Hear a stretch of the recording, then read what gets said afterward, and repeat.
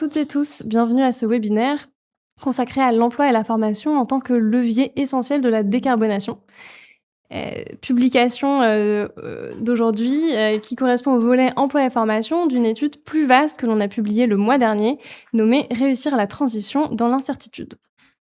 Pour introduire ce webinaire, je vais appeler Jean-Marc Jancovici.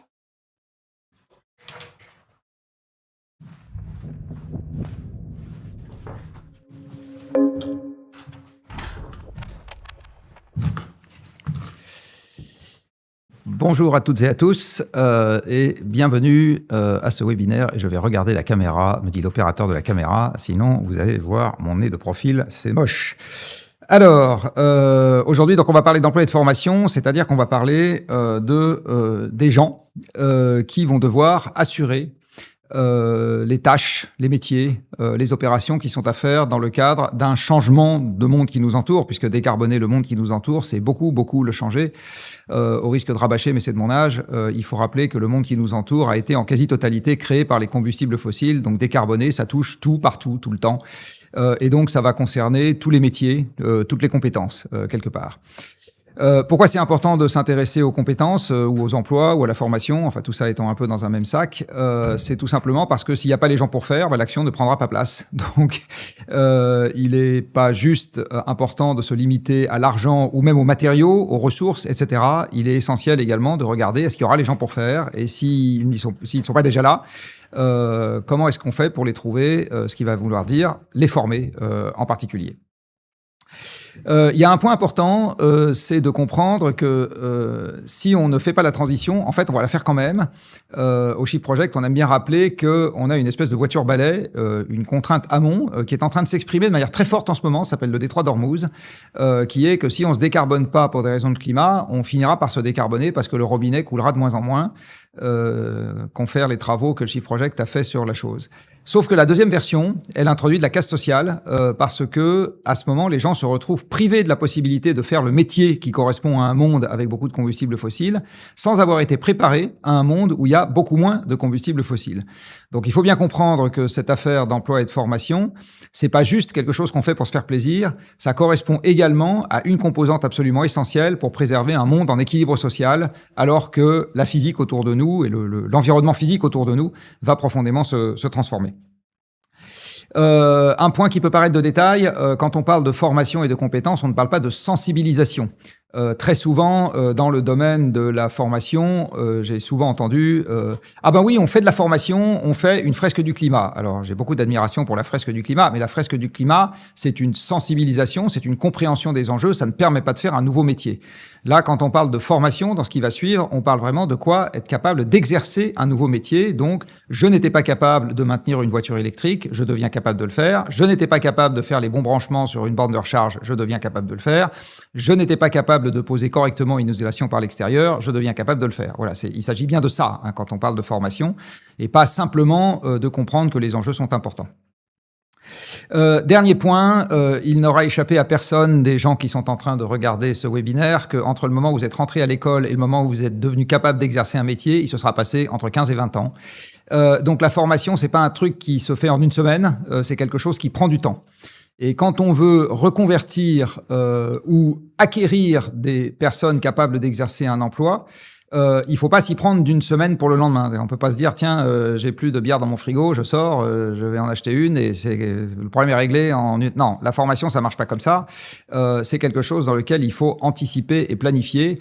Et pour le moment, c'est un peu un angle mort des politiques publiques cette histoire-là. On ne se préoccupe pas suffisamment d'anticiper et de planifier pour obtenir, le jour venu, les compétences dont on aura besoin. Voilà, donc c'est entre autres de ça dont il va être question dans les travaux du Shift. Et sans plus attendre, je cède la parole à la personne qui va commencer à vous dire des choses vraiment intelligentes après moi. Bonne soirée.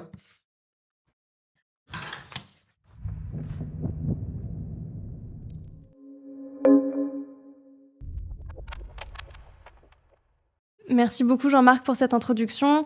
Et avant de commencer à dire des choses vraiment intelligentes, pour celles et ceux qui ne nous connaissent pas ou pas bien, je vais vous présenter très brièvement The Shift Project.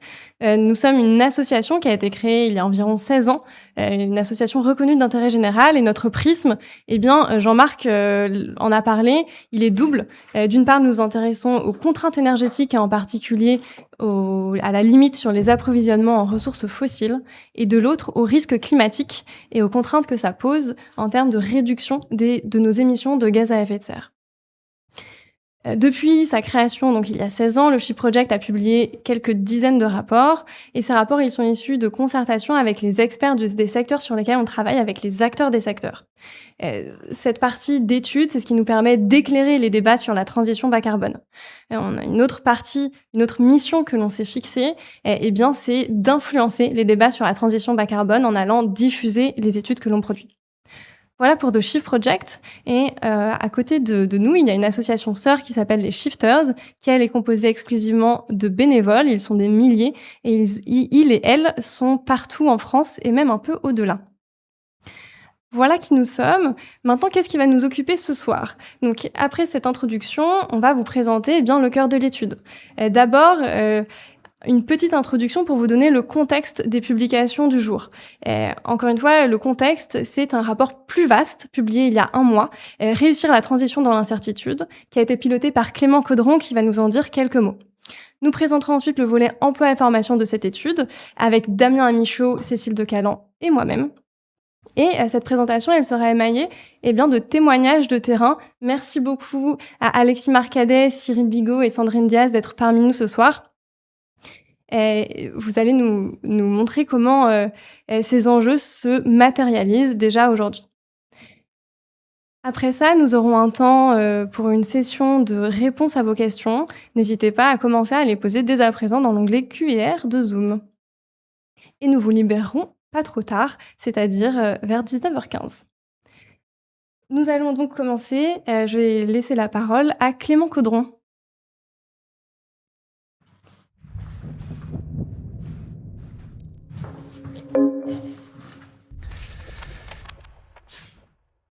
Merci Vinciane, bonsoir tout le monde. Donc ça a été dit, ce qui va vous être présenté ce soir s'inscrit dans un cadre plus vaste d'un rapport qui a été publié donc le 14 avril dernier et qui s'appelle « Réussir la transition dans l'incertitude, la méthode Shift en 20 chantiers ». Alors, qu'est-ce qu'on a voulu étudier dans ce rapport? On s'est intéressé à ce que devrait être, à notre sens, une transition robuste. Une transition robuste, alors la robustesse, c'est un terme qui vient de l'ingénierie et qui désigne la capacité d'un système à atteindre son objectif, même quand tout ne se passe pas comme prévu. Nous, on a voulu appliquer ça à la décarbonation de la France. Comment est-ce qu'on réussit la décarbonation de la France dans un monde où, on le sait, tout ne va pas se passer comme prévu? Il va y avoir des retards, il y a en ce moment des chocs externes, géopolitiques ou autres. Comment on s'est saisi de ce sujet? En 2 volets. Un premier volet a consisté à étudier une vingtaine de chantiers d'un point de vue qualitatif. Et on s'est dit, une transition robuste, elle doit reposer sur des briques robustes. C'est-à-dire que il y a des sujets incontournables sur lesquels il faut qu'on soit sûr de notre coup et il faut qu'on mette en œuvre toutes les conditions de réussite. Et puis il y a un deuxième volet qui lui a été basé sur un modèle quantitatif, sur des simulations, qui a consisté à assembler les briques et à se dire, tiens, si tel ou tel chantier réussit plus ou moins bien, quel est l'effet sur la décarbonation de la France dans son ensemble? Alors les 20 chantiers en question, quels sont-ils? Je vais évidemment pas les détailler ici, mais pour vous en donner quelques-uns, on a un gros morceau évidemment du côté des transports, parce que c'est un gros morceau des émissions, avec par exemple un chantier sur la massification du train, un chantier sur l'électrification des voitures, un chantier sur la relance du fret ferroviaire. On a aussi des chantiers sur le logement, notamment sur la rénovation des habitations et sur le déploiement des pompes à chaleur.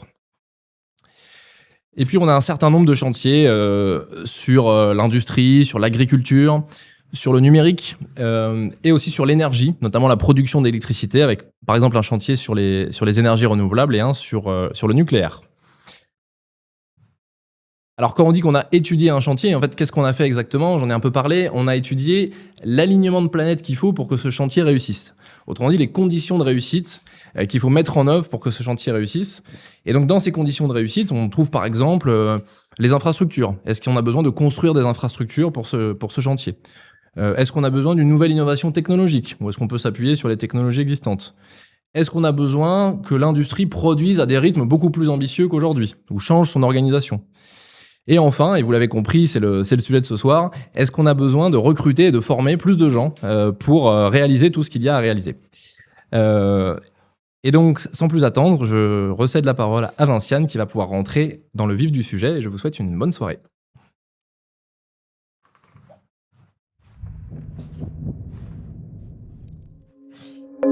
Pour finir de vous donner le contexte, ce volet emploi et formation du rapport donc, présenté par Clément, il s'ancre dans un travail de longue haleine au Shift Project.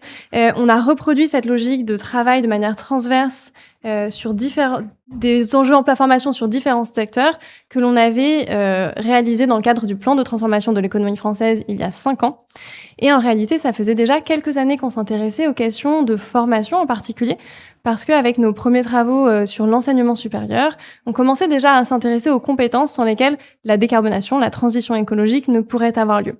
Depuis, on a aussi travaillé sur l'emploi et la formation agricole, sur l'écosystème de la formation continue. Et ce sont des sujets sur lesquels on souhaite continuer à travailler dans les années à venir. Pour vous présenter l'étude et donc le volet emploi et formation de cette étude, je vais céder la parole à Damien et à Cécile.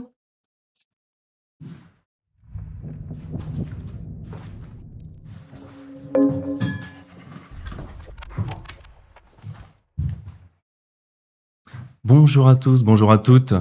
Voici donc la méthode que nous avons utilisée. Donc nous avons mené une analyse qualitative importante sur 5 focus sectoriels qui sont des chantiers majeurs de la transition et également qui comportent des volets emploi et formation significatifs.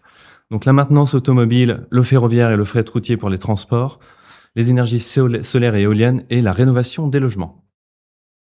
Cette analyse a été menée à partir d'une revue de littérature, des entretiens et des focus group qui ont été sectoriels avec 99 personnes et 71 personnes qui ont participé à des ateliers, cette fois-ci intersectoriels. Nous avons également un volet quantitatif pour modéliser l'évolution de l'emploi.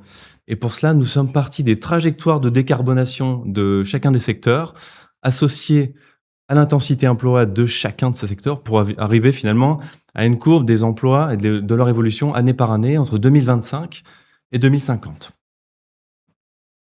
Voilà, le plan de la présentation de ce soir va recouvrir 3 grandes thématiques. La première, c'est la formation pour la décarbonation. Et la seconde et la troisième seront sur l'emploi. D'un côté, des recrutements importants, de l'autre, des pertes d'emploi à évidemment anticiper au maximum. Et nous allons démarrer par la formation. Et voilà, Jean-Marc Jancovici m'a spoilé un petit peu. Les métiers vont se transformer profondément pour certains d'entre eux pour permettre cette décarbonation et c'est indispensable. Donc il a donné justement cet exemple des garagistes et qui vont devoir maintenir des véhicules électriques. Comme exemple, on pourrait se dire également que beaucoup de plombiers chauffagistes vont devoir installer puis maintenir des pompes à chaleur. Les agriculteurs développer des nouvelles pratiques agroécologiques, etc., etc., pour de nombreux métiers. Mais finalement, ce sont tous les métiers qui vont devoir faire évoluer leurs pratiques professionnelles avec une ampleur plus ou moins importante au fur et à mesure du temps. Et donc, il y a différentes compétences qu'il s'agira de mobiliser. Et là encore, Jean-Marc Jancovici m'a un petit peu spoilé, puisqu'évidemment, la sensibilisation ne suffira pas, même si s'acculturer est une étape souvent nécessaire. Elle est notamment importante pour comprendre, évidemment, les enjeux en question, mais également en quoi cela concerne le secteur dans lequel je travaille et également directement mon emploi, en quoi il est concerné. Donc, par exemple, des ouvriers du bâtiment, il faut absolument les sensibiliser pour faire évoluer les pratiques de, par exemple, la gestion des déchets sur un chantier. Des compétences transversales sont également utiles pour certains métiers. On pourrait penser à un cas un peu particulier, développer l'écologie industrielle entre entreprises, ça nécessite des postures de coopération qui sont pas toujours évidentes entre gens qui sont plutôt dans la compétition d'habitude. Et enfin, des compétences métiers seront évidemment essentielles. Donc là, on peut penser à des médecins urgentistes qui vont désormais devoir être capables de diagnostiquer des maladies liées aux fortes chaleurs, puis de les traiter. Et pour cela, nous allons commencer cette analyse par le secteur des énergies renouvelables, avec la présence de Cécile Decalan. Merci Damien et bonsoir à toutes et tous. Alors effectivement, on a parlé de la nécessité de déployer massivement des énergies renouvelables et ici on s'intéresse particulièrement au solaire et à l'éolien pour réussir à pouvoir électrifier nos usages. Et faire ceci va nous demander de pouvoir recruter des professionnels pour les différentes étapes d'un projet de construction de centrale et puis de former. Former à la fois sur des compétences que l'on connaît déjà, par exemple les habilitations électriques, mais qu'il va falloir transmettre beaucoup plus massivement, mais former aussi sur des compétences nouvelles, pointues, comme dans l'éolien en mer, qui est un secteur relativement nouveau dans notre pays. Et développer ces formations, ça prend des années. Qu'il s'agisse de formation initiale ou de formation continue, il faut les concevoir, il faut les planifier sur les territoires, former les formateurs, les remplir, bien sûr les mettre en œuvre. Et cet enjeu de territoire, il est particulièrement important. Les ENR, ça ne se fait pas n'importe où.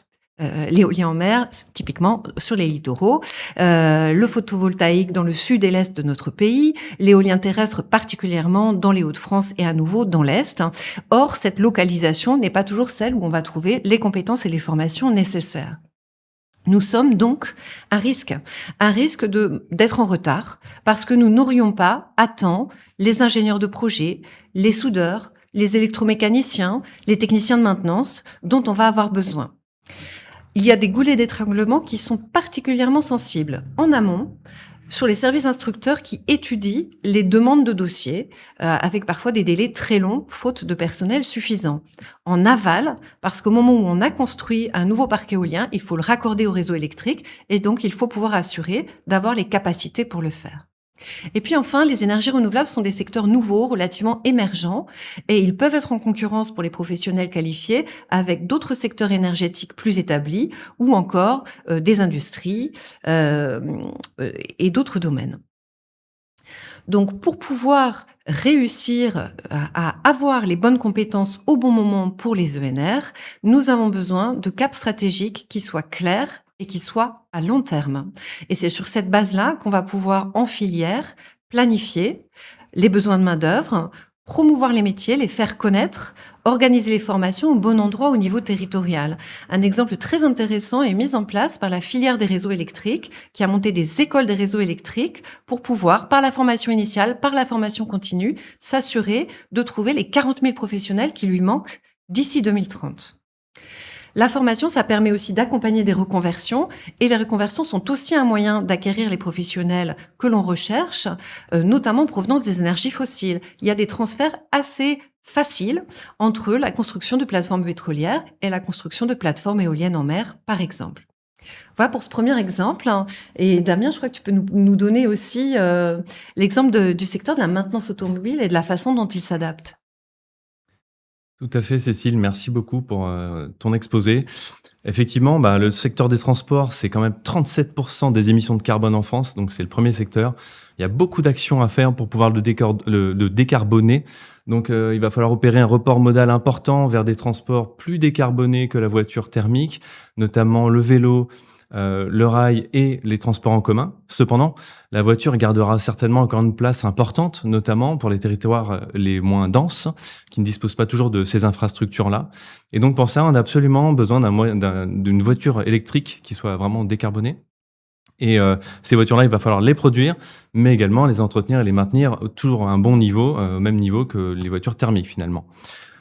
Aujourd'hui, si on regarde du côté de la maintenance, dans les ateliers, seulement 3% des entrées ateliers sont des voitures électriques, donc c'est extrêmement peu. Cependant, si vous regardez les derniers chiffres du mois d'avril 2026, du côté des ventes de véhicules, c'est 29% des véhicules qui étaient électriques. Donc on sent bien qu'on est au début d'une histoire, au début d'une vague, ça va vraiment augmenter rapidement. Donc il faut adapter nos besoins, nos compétences.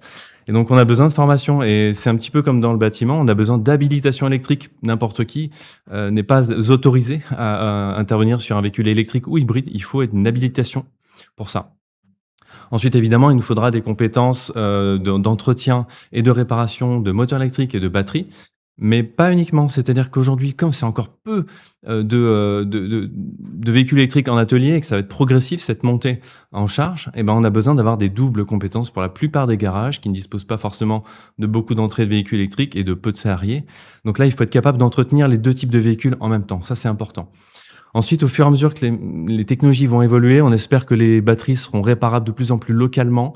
Ce sera plus intéressant pour l'économie circulaire et pour le transport de ces batteries éventuellement dans d'autres pays européens pour les réparer. Donc, c'est pas hyper souhaitable. D'autres composants des voitures électriques seront aussi amenés à être réparés au fur et à mesure que le parc vieillira. Donc là, on aura besoin d'adapter nos formations à ça au fur et à mesure. Aujourd'hui, le système de formation initiale et continue est adapté à ce besoin qui est encore relativement faible. Du côté de l'éducation nationale, on a le bac pro, le CAP et le BTS qui sont rénovés et donc qui intègrent cette double compétence.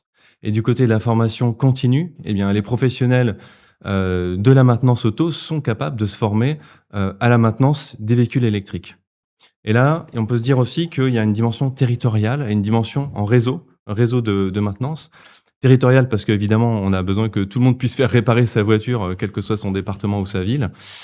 Et au niveau des réseaux, puisqu'aujourd'hui, ce sont principalement les réseaux constructeurs qui entretiennent ces véhicules qui sont récents, souvent sous garantie ou proches d'une sortie de la garantie. Donc eux sont équipés et formés. Le chiffre, c'est 83% d'entre eux se sentent prêts et formés. Cependant, pour les autres réseaux, qui vont récupérer de plus en plus de volume au fur et à mesure du vieillissement du parc, c'est-à-dire les réseaux multimarques, franchisés et ceux qui sont indépendants, là, les niveaux de préparation et de formation sont bien plus faibles, c'est 35 et 14%. Donc vous voyez qu'il y a un enjeu. Du côté de l'emploi, on va pouvoir compter sur des jeunes qui seront formés par l'éducation nationale, sur ce vivier-là, sur des évolutions professionnelles dont on a aussi parlé, mais aussi sur une petite part de reconversion. Les métiers vont être amenés à se contracter et Vinciane vous détaillera un petit peu plus tard le mécanisme qui explique tout ça. Mais ce que je peux vous dire quand même, c'est qu'on a aussi des départs en fin de carrière qui sont attendus entre 2030 et 2035, qui sont assez importants. Et également des difficultés de recrutement historique sur ce créneau, sur ce métier de la maintenance automobile. Donc lié principalement à un déficit d'image et aussi à des salaires moyennement attractifs.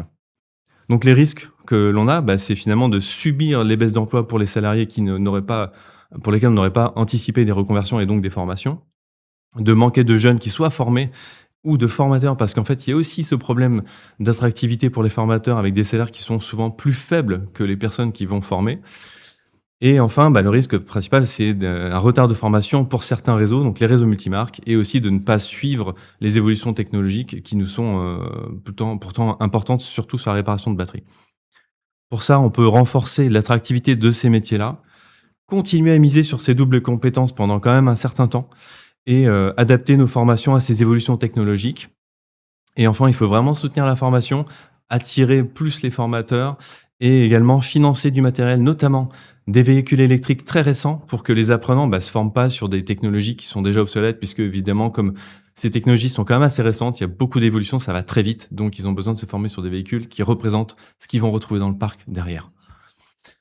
Pour parler un petit peu plus concrètement de ce que ça peut signifier pour un organisme de formation, je souhaiterais accueillir l'un de ses dirigeants, c'est Alexis Marcadet, qui a donc cofondé Revolt.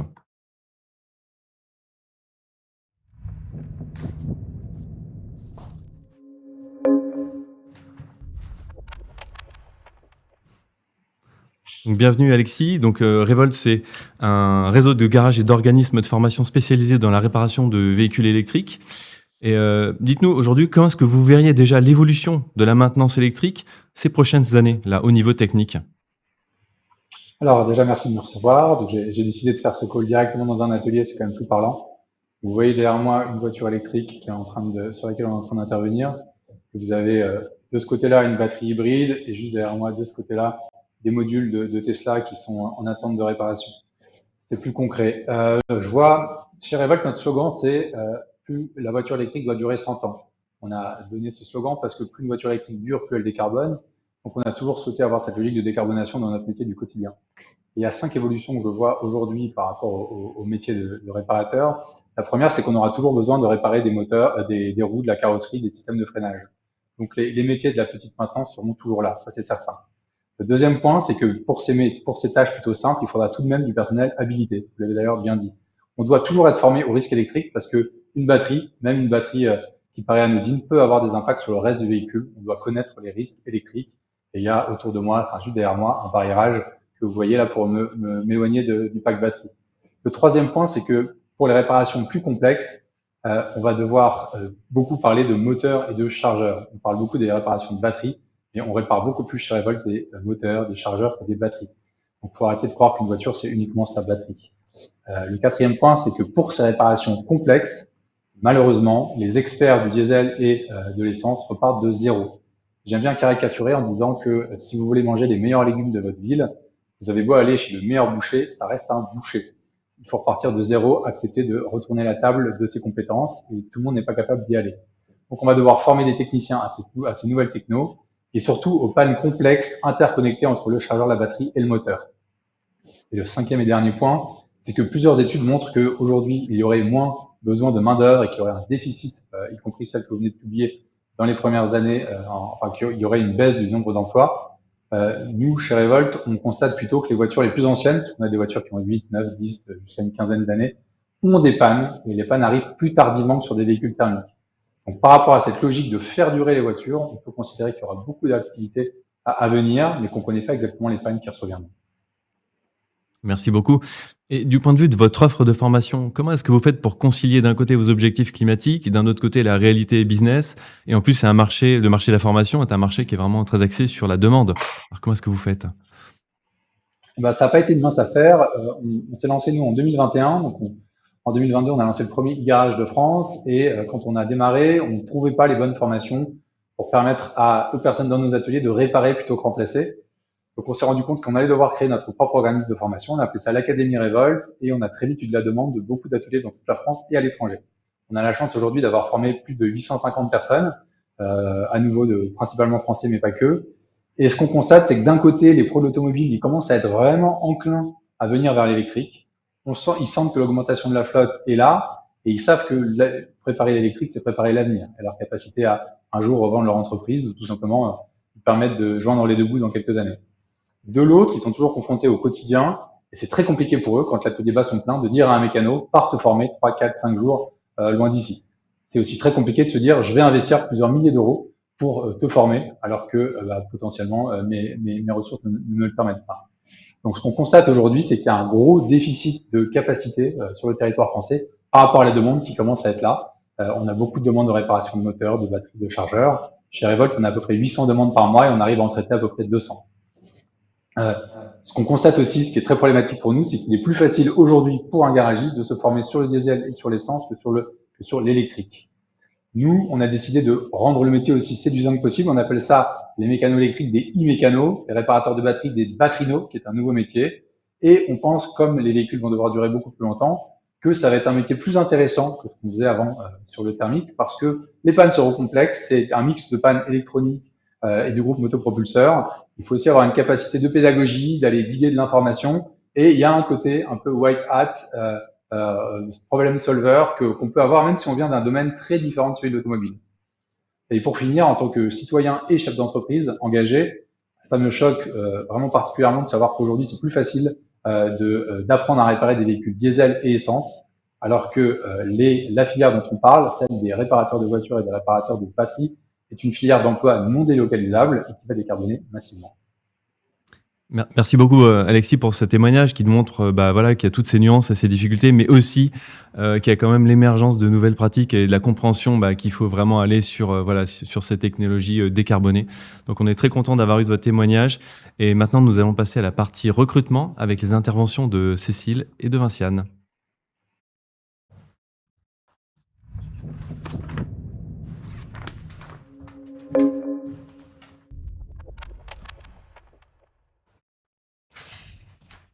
Alors on a parlé là des enjeux de formation qui sont majeurs. Un autre enjeu qui est souvent très lié, c'est le besoin de recrutement pour décarboner.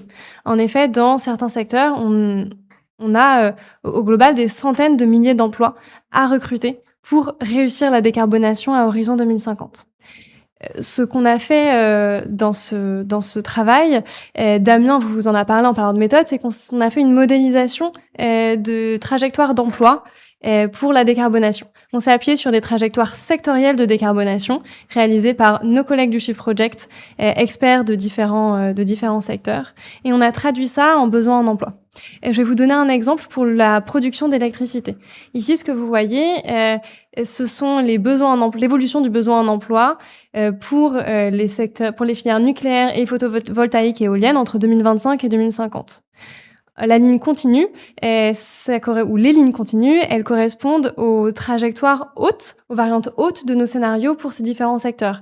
Les variantes hautes, ça correspond aux trajectoires les plus optimistes et les plus ambitieuses, surtout en termes de décarbonation, celles qui nous permettent d'atteindre nos objectifs de réduction des émissions de gaz à effet de serre.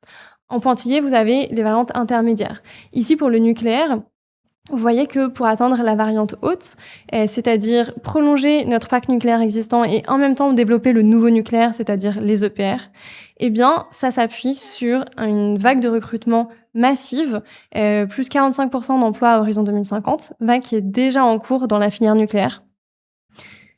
Et pour les énergies renouvelables, donc en l'occurrence le photovoltaïque et l'éolien, eh bien pour massifier ces énergies, l'effort est encore plus massif, plus 140% d'emplois à horizon 2050. C'est un vrai challenge pour ces secteurs. Donc ça veut dire que pour atteindre nos objectifs de décarbonation et atteindre nos trajectoires ambitieuses qui nous permettent de sécuriser autant que possible la décarbonation, eh bien ça ne pourra pas se faire sans recruter massivement. C'est le cas ici dans la production d'électricité. C'est aussi le cas dans d'autres secteurs, la rénovation des bâtiments, le ferroviaire, la cyclogistique, etc. Pour vous préciser les chiffres que vous voyez, ici on a regardé l'effet de la décarbonation uniquement, donc on n'est pas allé regarder d'autres effets qui peuvent avoir un impact sur l'évolution du besoin d'emploi dans ces différents secteurs, à la hausse comme à la baisse. Ce besoin, il est d'autant plus fort que dans certains secteurs, et Cécile vous en parlera, eh bien, il y a des vagues de départ en retraite qui font que, en plus de recruter pour répondre aux besoins d'emploi supplémentaires, eh bien, on doit recruter pour remplacer massivement les départs.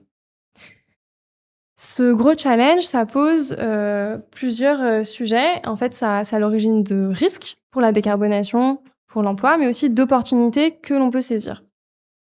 Du côté des risques, on a un enjeu de concurrence sur les profils qui sont rares actuellement ou qui vont se raréfier. Je vais prendre l'exemple des électriciens. Électricien, eh bien, c'est un métier clé de la décarbonation parce qu'on doit électrifier beaucoup de secteurs.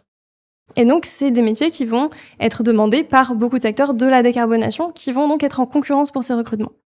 Mais à ça s'ajoutent des besoins de recrutement sur des secteurs qui, eux, ne contribuent pas du tout à la décarbonation, voire sont très carbonés. Je vais vous prendre l'exemple des data centers, les centres de données. Eh bien, ils ont aussi besoin de recruter des électriciens. Donc, pour que ça ne mette pas à risque la décarbonation, on a absolument besoin de réaliser des arbitrages pour s'assurer que les secteurs de la décarbonation puissent recruter, puissent avoir accès à ces professionnels compétents, qualifiés, pour que cela ne mette pas à risque nos objectifs. Un deuxième risque, c'est que un certain nombre de ces emplois, dans beaucoup de secteurs qu'on a cités, sont encore trop peu attractifs aujourd'hui.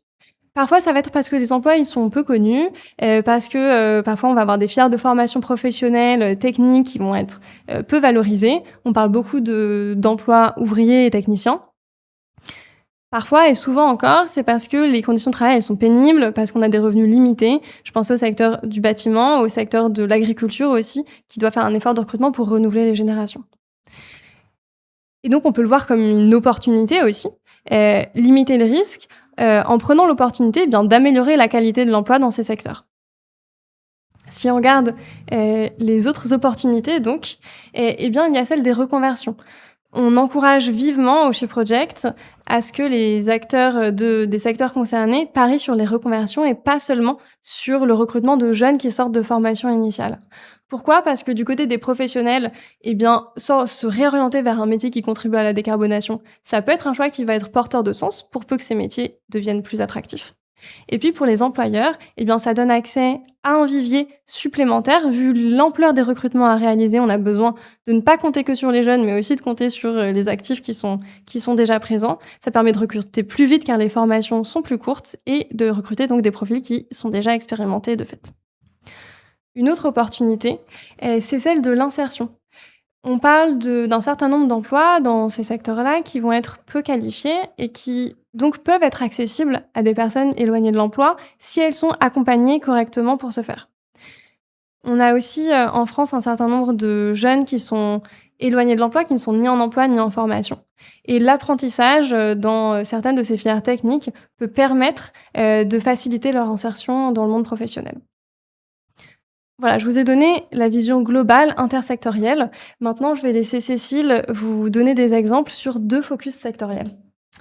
Merci. Et on va commencer par le train, dont on a besoin d'augmenter considérablement la part si on veut décarboner les transports. Et l'objectif ambitieux que nous recommandons, c'est de tripler le trafic de voyageurs, de doubler les trains kilomètres à horizon 2050.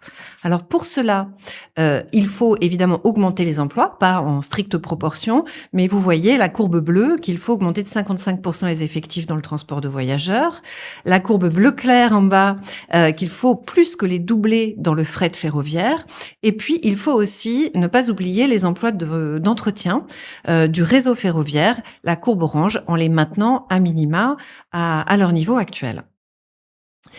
Et comme on le disait, les départs en retraite sont des besoins de remplacement qui viennent s'ajouter à ces besoins d'emploi, et ils sont conséquents dans le secteur ferroviaire, de l'ordre de 17% sur la décennie qui est en cours.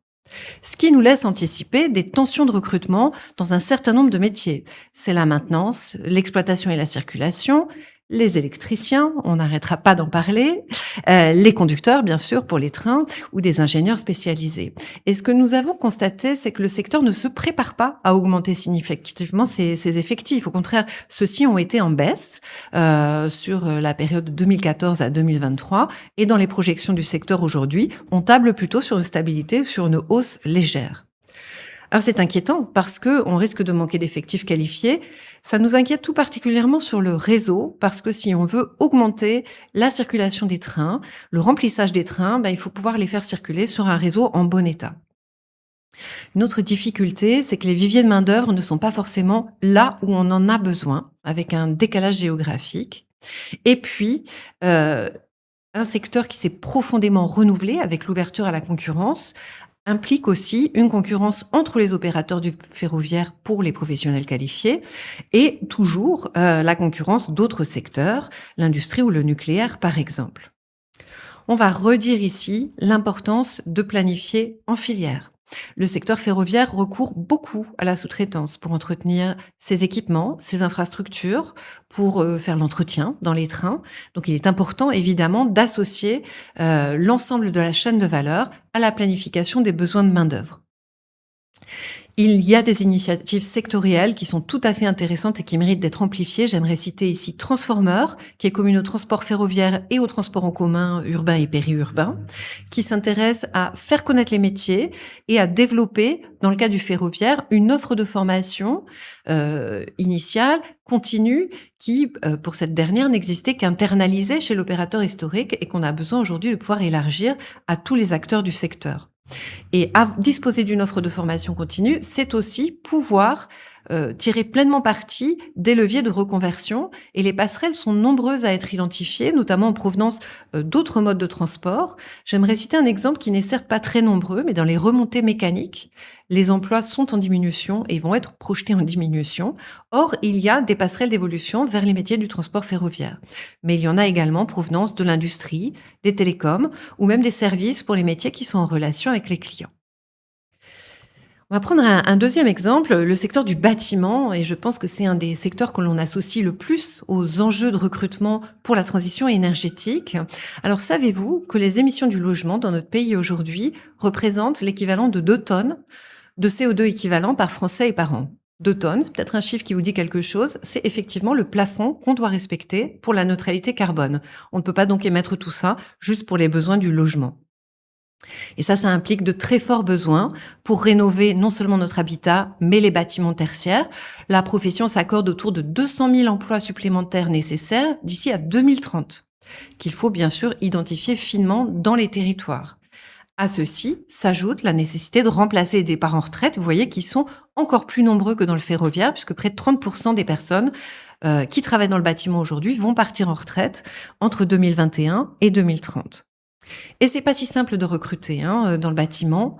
8 recrutements sur 10 sont jugés difficiles. On est dans un secteur où la très très grande majorité des entreprises sont des TPE qui n'ont pas forcément des pratiques RH très développée. La formation initiale ne permet de couvrir que 40% des besoins, avec une problématique d'abandon qui est très forte. Sur 10 jeunes aujourd'hui qui s'engagent dans une formation professionnelle dans le bâtiment, seuls 3 vont s'insérer durablement dans le secteur. Et on retrouve le problème dont tu nous parlais, Vinciane, du manque d'attractivité de ces emplois qu'il faut mettre au travail. Donc le risque ici, c'est qu'on n'ait pas les plombiers, les façadiers, les électriciens, les couvreurs dont on va avoir besoin pour rénover les bâtiments. Que l'on considère trop comme une fatalité, ce problème, alors qu'il faut vraiment s'attaquer aux causes profondes du manque d'attractivité des emplois. On a parlé rémunération, j'aimerais aussi souligner les enjeux de pénibilité, surtout dans un climat qui se réchauffe. Et puis, ça passe tout simplement par une meilleure intégration, un meilleur accompagnement des salariés. C'est important aussi d'avoir des financements de formation qui peuvent aujourd'hui être insuffisants pour accompagner des reconversions. Si je souhaite devenir spécialiste de l'installation et de la maintenance de pompes à chaleur, eh bien, j'ai besoin de me former plus d'1 an. Or, aujourd'hui, les formations disponibles, en tout cas pour les demandeurs d'emploi, s'arrêtent à cette durée. Enfin, le cadre réglementaire qui change fréquemment, vous avez vraisemblablement entendu parler des aléas sur MaPrimeRénov', n'est pas favorable à l'investissement dans les ressources humaines. Alors, on a pourtant des leviers, et nous invitons vraiment les entreprises du bâtiment à considérer que investir dans le recrutement de professionnels qualifiés, à développer la polyvalence des équipes déjà présentes entre la construction neuve et la rénovation, c'est un choix sans regret. Et puis, il y a des initiatives sectorielles. RénoBoost, ce sont des diagnostics qui sont menés actuellement en région pour être assez fins, pour estimer le profil et le nombre de professionnels dont on a besoin pour la rénovation. Les organismes de formation de la branche mutualisent aussi beaucoup des ressources pédagogiques qui sont bien adaptées à leurs professionnels, et ces initiatives ont besoin d'être amplifiées et d'être soutenues. Et je suis ravie, pour donner peut-être un peu plus de concret à cette vue générale, de pouvoir accueillir à présent Cyril Bigot, qui dirige le développement de la rénovation en France chez Bouygues Bâtiment et qui va nous partager son expérience.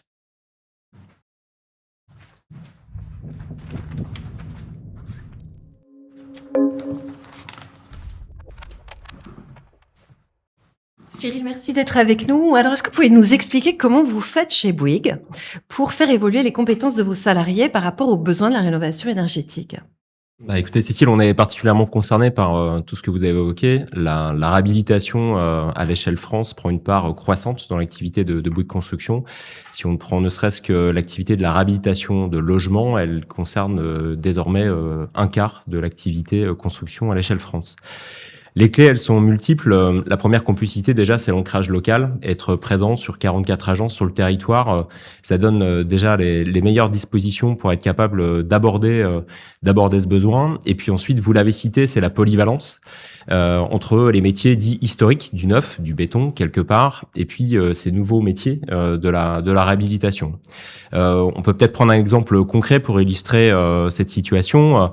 Parlons peut-être de ce chantier de 1400 maisons minières dans le Pas-de-Calais pour notre client Maisons et Cités, une opération de rénovation énergétique avec de forts besoins sur l'isolation de façade par exemple. L'organisation de ce chantier avec un principe de massification a nécessité plus de 70 bardeurs façadiers. Sur ces 70, retenons que à peine, une trentaine de ces bardeurs finalement étaient encore issus des métiers historiques, du neuf, du béton. Donc, on a fait jouer la polyvalence entre nos filiales.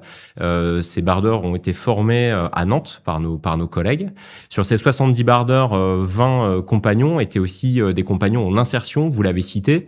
Ça veut dire 20 personnes, hommes, femmes, qui ont repris le chemin de l'emploi et qui ont pu être formés à ces métiers de la façade aux côtés de nos compagnons.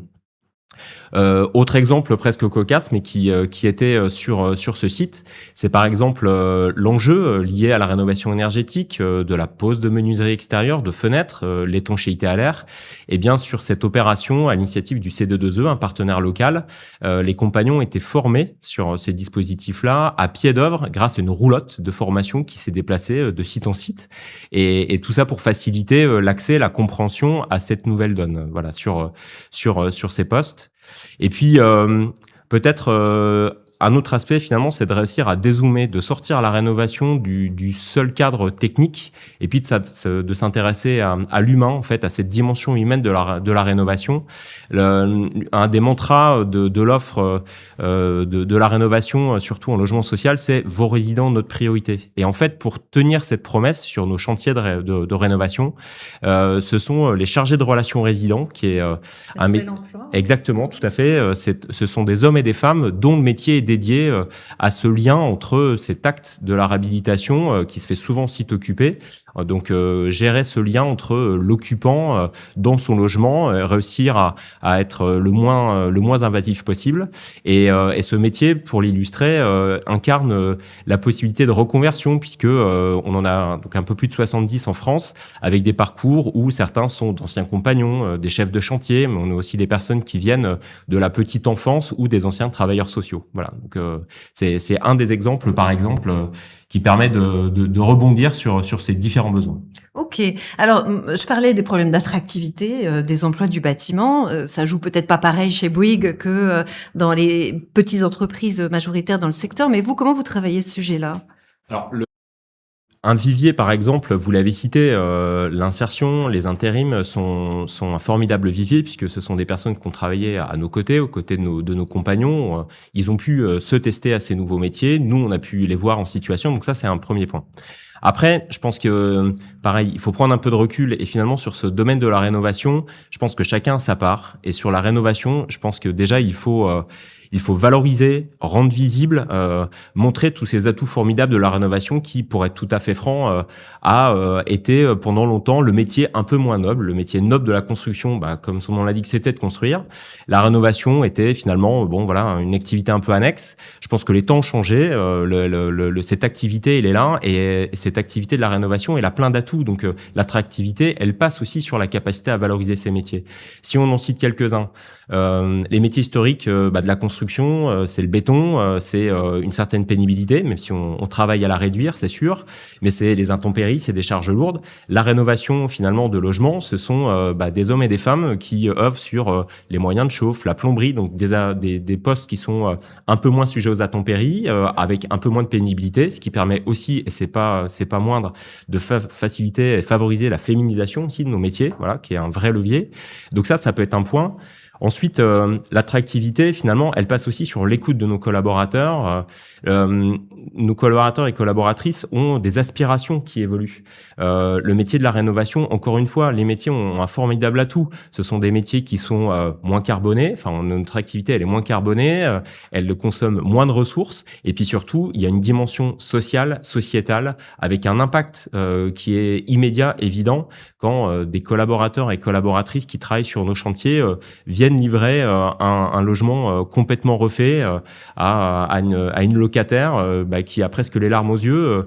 Cet impact-là, individuel, cette capacité à aller au bout de ses convictions, ça, c'est un argument génial et majeur, quoi. Voilà. Merci Cyril. Je crois que c'est un plaidoyer que vous faites à la fois auprès des salariés déjà présents chez vous et puis auprès des jeunes que vous allez rencontrer en formation. Oui, alors avec la capacité, ou plutôt l'obligation de renouveler les discours, puisque les slides dans les écoles, qu'elles soient de bac pro ou d'ingénieurs, où on montrait la grue plantée, les plusieurs grues, les chantiers un peu colossaux, on a dû se renouveler aussi parce que l'idée c'est d'être aussi attractif sur ces activités-là, sur tous les impacts que j'ai cités avant, et puis de créer le buzz, l'événement. Peut-être pour finir, on a par exemple le trophée des bâtisseurs qui permet d'attirer les talents. Il y a des hackathons aussi pour aller mobiliser à ces thématiques de la décarbonation, de la gestion de l'eau. Toute cette transition-là, elle amène des voies sur lesquelles il faut accepter de se remettre en cause, de diversifier les messages, mais les talents et les appétences des hommes et des femmes sont là pour venir s'exprimer et relever tous ces défis. Voilà.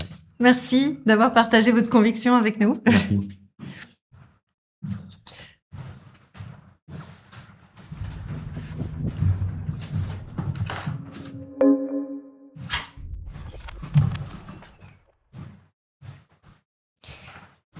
Nous avons parlé de deux grands enjeux, les besoins de formation et les besoins de recrutement pour décarboner.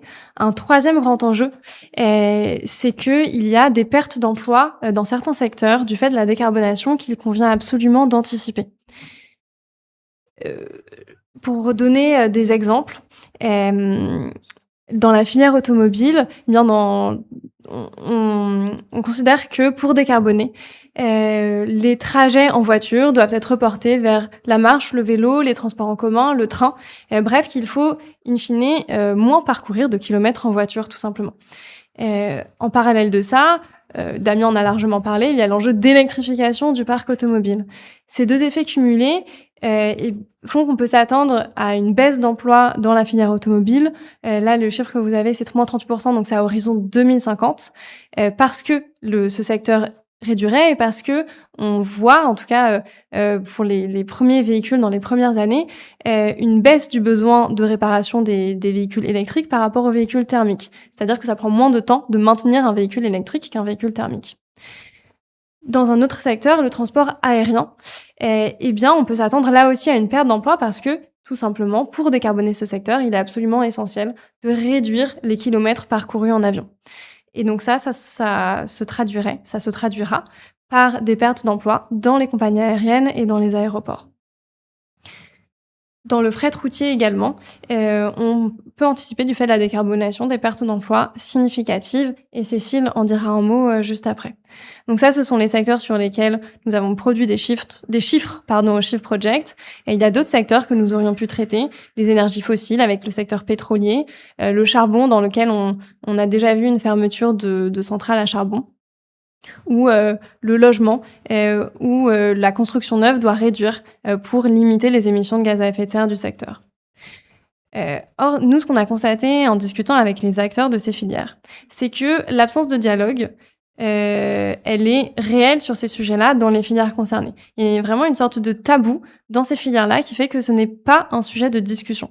Or, il se trouve que anticiper ces sujets et donc les aborder tout simplement et les anticiper assez longtemps en avance, ça peut vraiment permettre de limiter les risques pour les personnes concernées. Concrètement, on parle d'éviter que des personnes dans ces filières-là se retrouvent au chômage.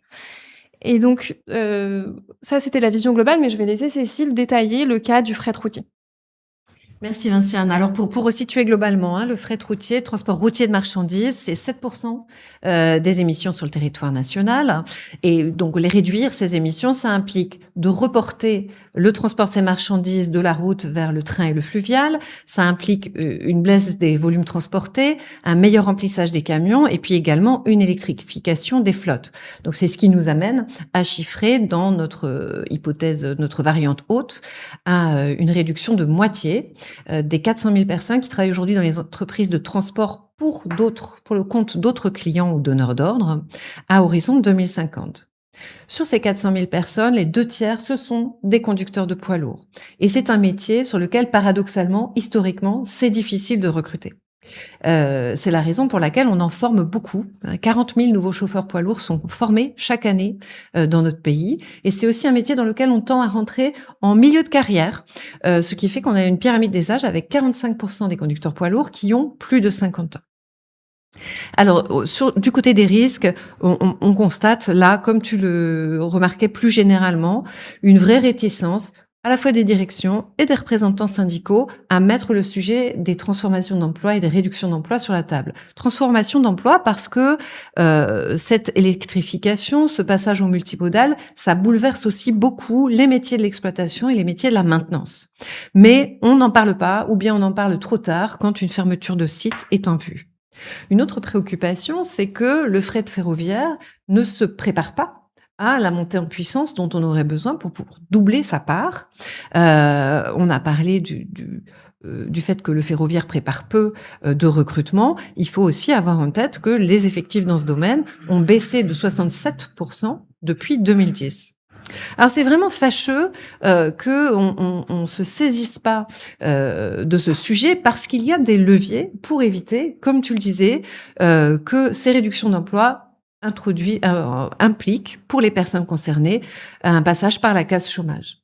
Et il y a cette pyramide des âges qui est un vrai levier puisque les départs en retraite vont nous permettre progressivement de compenser les réductions d'emploi si l'on réduit également progressivement le volume de recrutement. Un autre levier, c'est qu'il y a des passerelles de reconversion identifiées. Les chauffeurs poids lourds peuvent assez facilement se réorienter vers la conduite de cars, de bus, d'engins de BTP. Des passerelles vers le ferroviaire sont aussi à explorer. Elles ont besoin, bien sûr, d'être accompagnées par des formations et ça suppose de pouvoir réorienter, là aussi, une partie des financements des formations de chauffeurs vers ces nouveaux métiers. Et puis enfin, et là on revient sur le volet de l'opportunité dont tu parlais tout à l'heure, il y a une vraie possibilité de rendre ces métiers plus attractifs puisqu'on aura toujours besoin de conducteurs de véhicules utilitaires pour faire les derniers kilomètres, donc conduire sur de plus courtes distances. C'est aussi l'occasion d'un meilleur équilibre avec la vie personnelle qui peut être plus en phase avec les attentes de ces professionnels. Et ceux et celles qui conduisent déjà des véhicules électriques témoignent d'une fierté accrue dans leur métier de conduire des véhicules propres. Merci Cécile. Et pour nous en parler, nous allons accueillir Sandrine Dias.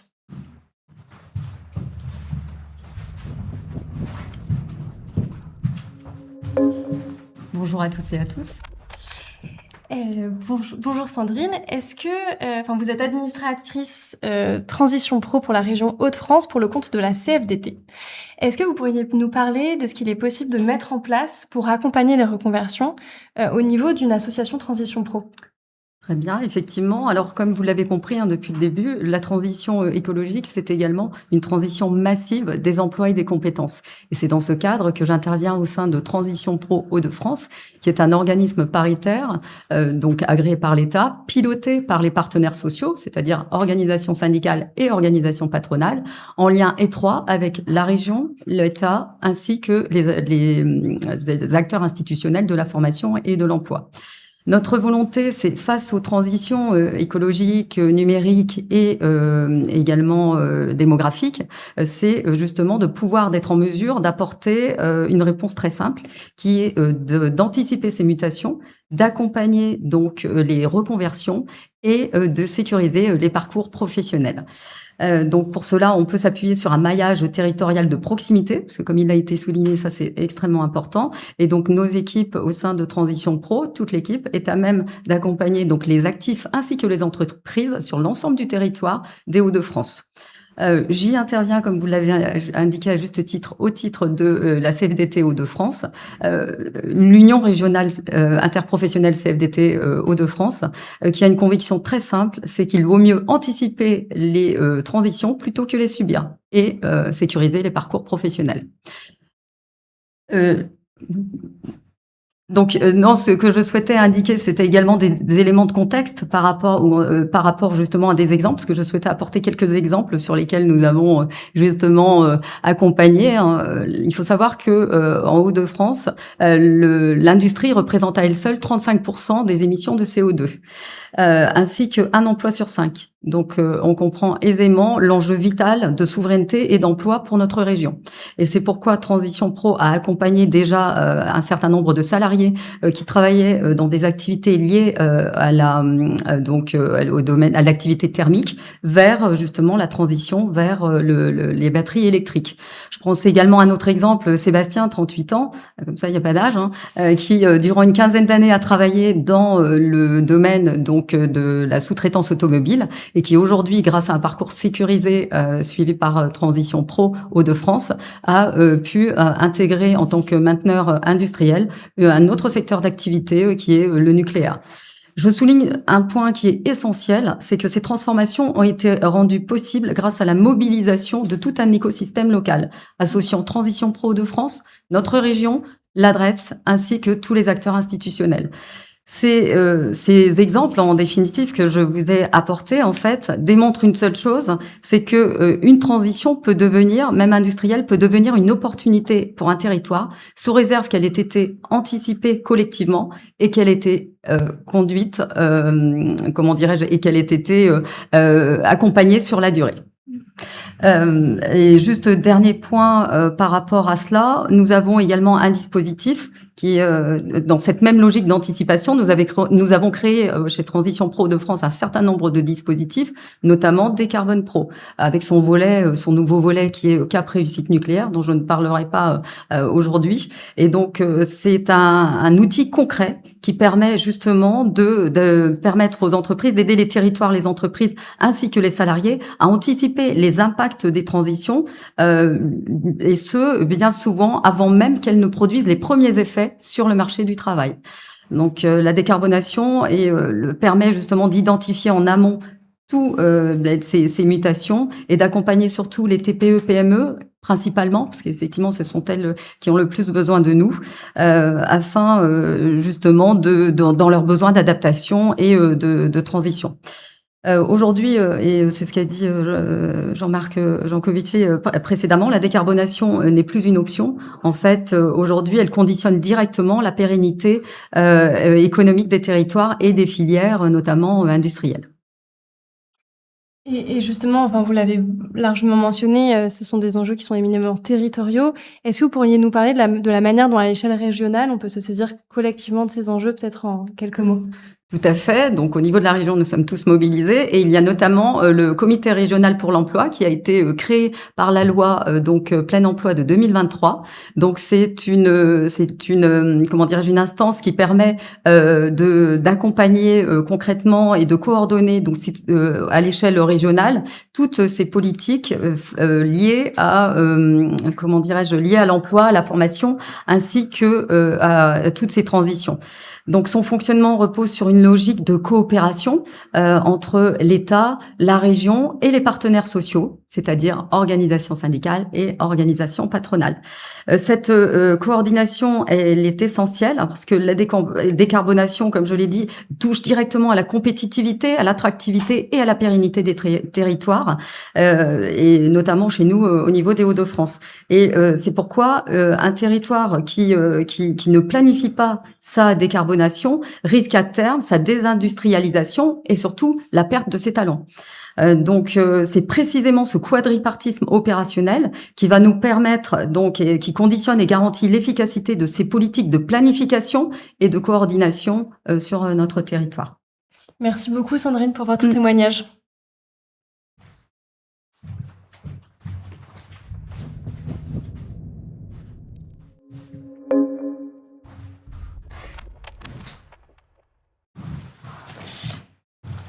Alors, nous vous avons parlé des 3 grands enjeux que sont les besoins de formation, de recrutement et d'accompagnement des pertes d'emploi pour la décarbonation. Au fil de notre présentation, nous avons cité diverses recommandations.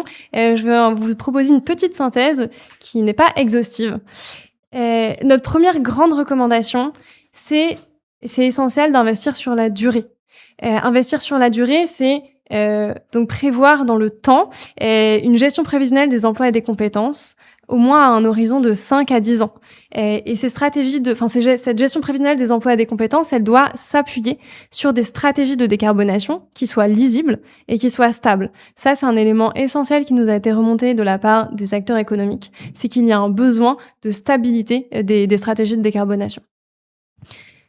Ensuite, et Sandrine nous l'a bien rappelé, on doit s'organiser entre acteurs. On a besoin de s'organiser entre acteurs économiques au sein des filières. On a cité plusieurs exemples qui fonctionnent bien et qui montrent que quand les filières s'organisent, c'est-à-dire qu'il y a des échanges entre l'amont et l'aval des filières, on arrive à s'organiser pour créer les formations nécessaires. Donc typiquement, c'est le cas dans la filière automobile, c'est aussi le cas dans la filière des réseaux électriques qu'on a cité précédemment. Et ensuite, cette organisation, elle doit aussi avoir lieu au niveau des territoires et le témoignage de Sandrine Dias a bien éclairé cela.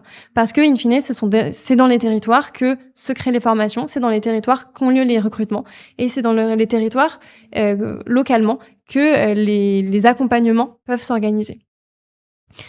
Donc, on a besoin d'investir sur la durée et de s'organiser. Ça ne veut pas dire, et les 3 intervenants de ce soir, merci à vous 3, le montrent bien, qu'on ne peut pas agir sans attendre. Il y a déjà des actions qui se mettent en place. Je vais vous en donner quelques-unes. La première, c'est qu'on peut, dès aujourd'hui, sans attendre, on l'a bien vu, améliorer la qualité des emplois, aussi bien pour attirer, pour réussir à recruter, que pour fidéliser, c'est-à-dire garder en poste les personnes. On a aussi parlé du développement de la polyvalence essentielle, par exemple, pour réparer, maintenir des voitures thermiques comme des voitures électriques. C'est le cas aussi pour installer des pompes à chaleur et maintenir des pompes à chaleur, tout comme maintenir des chaudières gaz pour les plombiers chauffagistes. Ça, c'est un choix sans regret. Une autre recommandation que l'on a, c'est de renforcer l'orientation scolaire et professionnelle pour orienter vers les formations puis vers les métiers qui vont concourir à la décarbonation. Et pourquoi ? Parce que déjà parce que ça répond à un besoin, mais aussi pour ne pas orienter vers des métiers qui sont voués à disparaître dans les années à venir. Ce ne sont que quelques-unes de nos recommandations. Si vous êtes un acteur de l'emploi ou de la formation, je vous recommande vivement d'aller regarder nos autres recommandations dans nos travaux. Toutes nos publications sont disponibles sur le site du Shift Project. Voici pour notre présentation et la présentation de nos travaux. Et donc, je vous propose que l'on passe à la session de questions, de réponses à vos questions, pour être exact. Et pour cela, je vais avoir besoin de mon ordinateur, s'il vous plaît, parce que je n'ai pas les questions sous les yeux, mais ça arrive dans quelques instants. Merci beaucoup. Alors, nous avons de premières questions pour lesquelles je vais demander à Damien Amichaud de me rejoindre.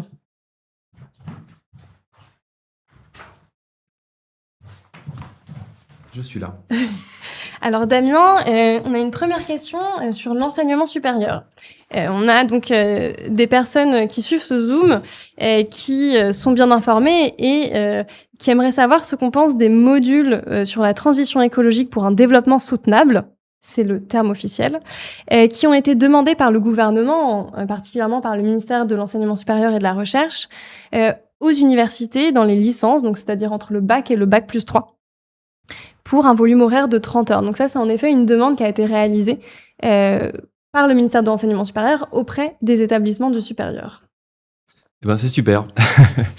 Mais c'est très très bien parce qu'avoir un socle de connaissances, de compréhension, ça fait partie de la sensibilisation. Et quand ça dure 30 heures, on commence déjà à un peu plus comprendre les tenants et les aboutissants. Donc, ce qui est important, c'est que ça se base sur la science et idéalement qu'on puisse aussi développer une vision systémique, c'est-à-dire commencer à faire le lien entre tous ces différents enjeux, parce que nous, c'est vrai qu'on est très focalisé carbone et énergie, mais évidemment que tout ça c'est intriqué avec d'autres enjeux de biodiversité, d'économie et que sais-je, de pollution.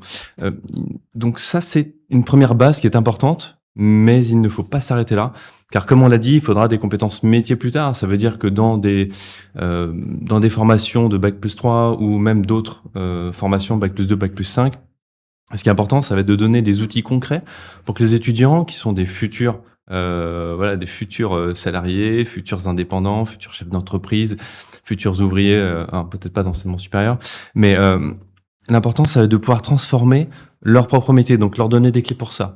Si vous faites des études en marketing, que le matin on vous dit il y a un changement climatique, il faut tout changer, et que l'après-midi on vous dit le marketing, on n'a rien changé par rapport à il y a 20 ans, ça va pas. Donc comment est-ce qu'on fait pour rendre par exemple des produits qui sont des produits plus vertueux sur le plan environnemental, mais qui soient plus désirables que les produits, on va dire, les plus carbonés, par exemple. Donc ça pourrait être une manière de faire évoluer les formations. Et je pense qu'il y a aussi la dimension, le langage qu'on utilise. Ne pas utiliser toujours un langage trop conceptuel, car ça peut être parfois contre-productif ou mal compris. Donc il y a des formations ou des milieux, des domaines où c'est vraiment très intéressant d'utiliser le domaine en question. Donc si on parle justement, si je reviens à l'exemple du bâtiment, si on va parler d'organisation, de l'isolation extérieure des bâtiments, là, il faut vraiment parler technique. Comment est-ce qu'on fait concrètement? Comment ça s'organise? Pas uniquement des grands concepts. Merci Damien. Alors on a une deuxième question et en fait on a eu en réalité deux questions liées à l'intelligence artificielle et en particulier une remarque sur le fait que tout ce qu'on a dit ce soir va interagir avec, je cite la personne qui a fait cette remarque, va interagir avec l'émergence massive de l'intelligence artificielle dans tous les domaines, formation, compétences, expertise, métier, emploi et donc avec une émergence sur les interactions entre outils et perception, puis entre outils et les personnes elles-mêmes. Est-ce que tu pourrais nous dire un mot de ces enjeux-là, de la place de l'IA dans les formations et l'évolution des métiers? En 30 secondes, parler de l'IA sur notre société, facile.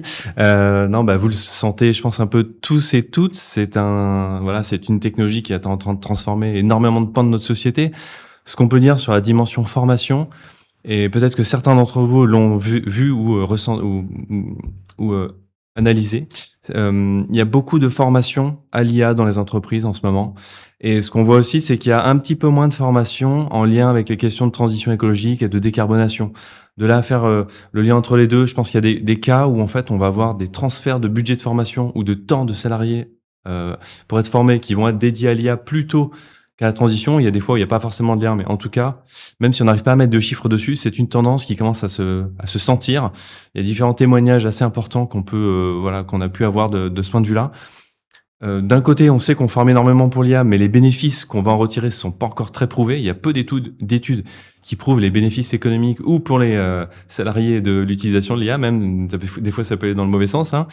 Et d'un autre côté, les bénéfices de formation à la décarbonation, faire transformer nos modèles d'affaires, développer de nouvelles pratiques professionnelles moins dépendantes des énergies fossiles, qui préparent l'adaptation au changement climatique et qui décarbonent notre territoire. Ça, c'est des bénéfices hyper concrets, à la fois locaux pour les entreprises, pour les territoires, et aussi plus internationaux, on va dire. Donc là, je pense que il faut pas se tromper de combat. La formation à l'IA et la formation aux questions de transition écologique, c'est deux choses un petit peu différentes, même s'il y a des liens. Donc, n'arrêtons pas de former à la transition, s'il vous plaît.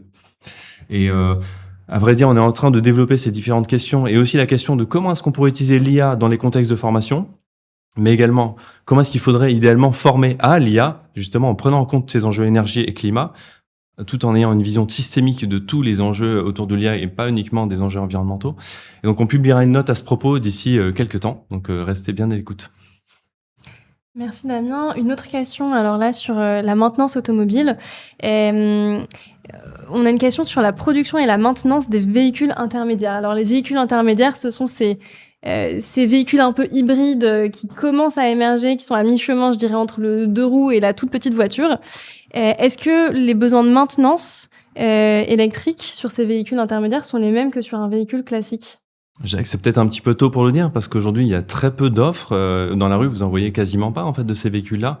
Donc, ça va dépendre un peu de qui les produit. Est-ce que ce sont les industriels actuels qui ont des grandes capacités d'adaptation pour produire des véhicules différents de ceux qui produisent aujourd'hui? Donc, est-ce que ce sont eux qui vont les produire? Donc, on pourra peut-être se projeter sur des évolutions avec des méthodes qu'on connaît pour la formation à la maintenance, ou est-ce que ça va être de nouveaux acteurs émergents? Et là, les technologies déployées seront différentes. Je trouve que c'est un petit peu tôt pour répondre honnêtement.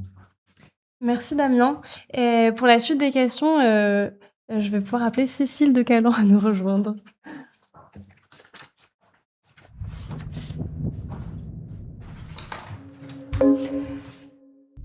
Alors Cécile, on a une question sur le compte personnel de formation.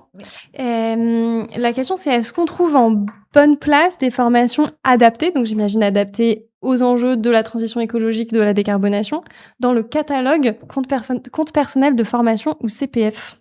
Alors, avec le compte personnel de formation, on peut accéder à toutes les formations qui sont au registre national des certifications professionnelles ou au registre spécifique, pardon pour le jargon technique, donc les formations professionnalisantes qui correspondent à des certifications que les secteurs concernés ont jugé importantes de mettre en place. Et donc, bien sûr, elles vont couvrir une partie des métiers qui sont là, avec après des enjeux de durée suffisante des financements dont on a pu déjà souligner l'importance.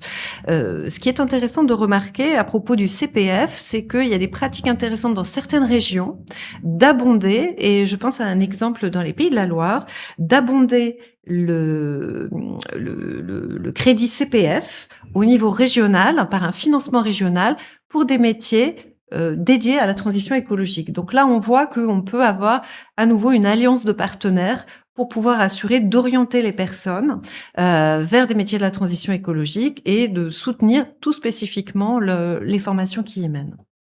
Merci Cécile. Alors une autre question sur le secteur de l'économie sociale et solidaire. C'est un secteur sur lequel on n'a pas travaillé au Shift Project dans le cadre de ces travaux, mais qui est un secteur que tu connais bien par ailleurs. Et donc la question il y a deux questions en réalité là-dessus. Une question générale, est-ce que l'ESS, donc l'économie sociale et solidaire, est particulièrement mobilisée ou non? Et une autre question un peu spécifique sur les coopératives, les initiatives comme la coopérative Investir Ensemble dans la rénovation énergétique. Est-ce que ça te semble intéressant si tu connais cette initiative que, à titre personnel, je ne connais pas? Alors malheureusement, non, je ne la connais pas non plus.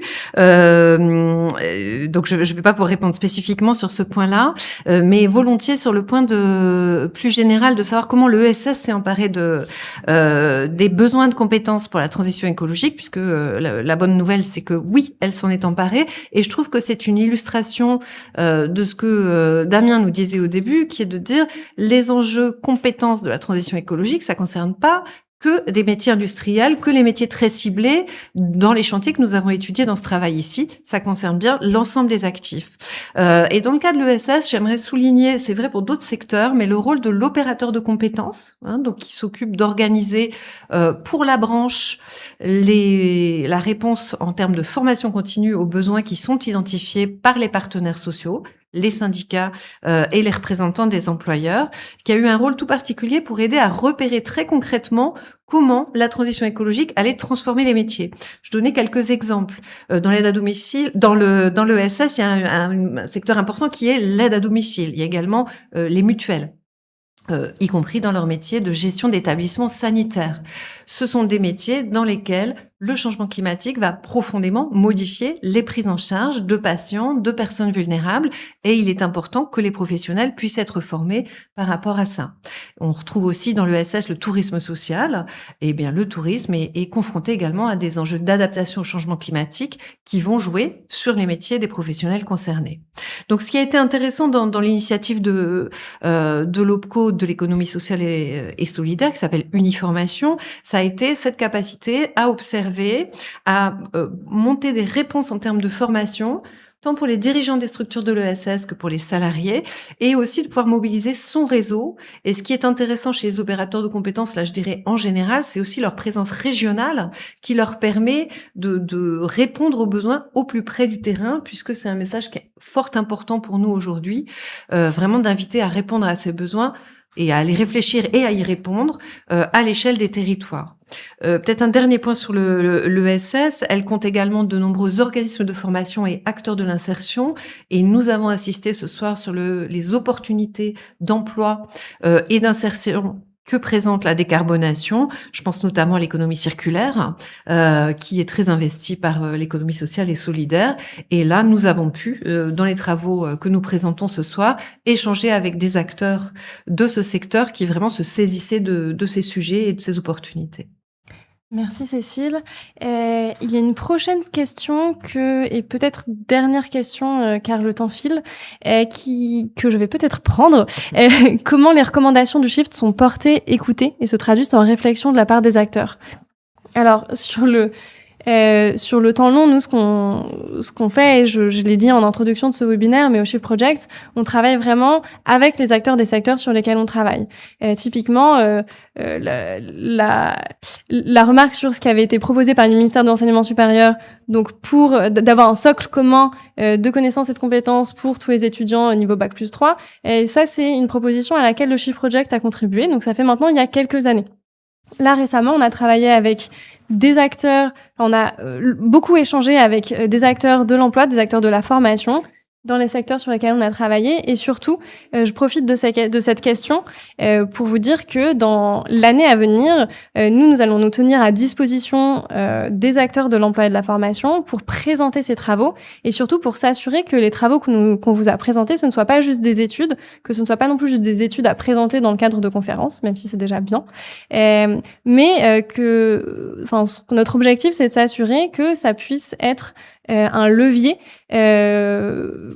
sur lequel puissent s'appuyer les acteurs pour construire des actions. Donc, l'idée, c'est qu'on puisse utiliser ces travaux pour mettre en discussion ces sujets et que les acteurs s'en emparent. Non pas qu'on arrive avec des propositions toutes faites et faciles à appliquer, mais par contre, on peut mettre des sujets sur la table et inciter et aider aussi des acteurs à s'en emparer. Donc, si vous souhaitez nous solliciter et que vous travaillez dans le monde de l'emploi ou de la formation, eh bien, n'hésitez pas à nous solliciter. Nous serons largement disponibles autant que possible dans l'année qui vient. Nous allons clore donc la session de questions. Désolée, on n'a pas pu tout traiter parce que le temps nous manque, mais merci beaucoup pour vos questions et merci pour votre attention. Simplement pour finir ce webinaire, je vais laisser un petit mot de la fin à Clément Caudron qui va nous parler des prochaines étapes de la campagne du Shift Project.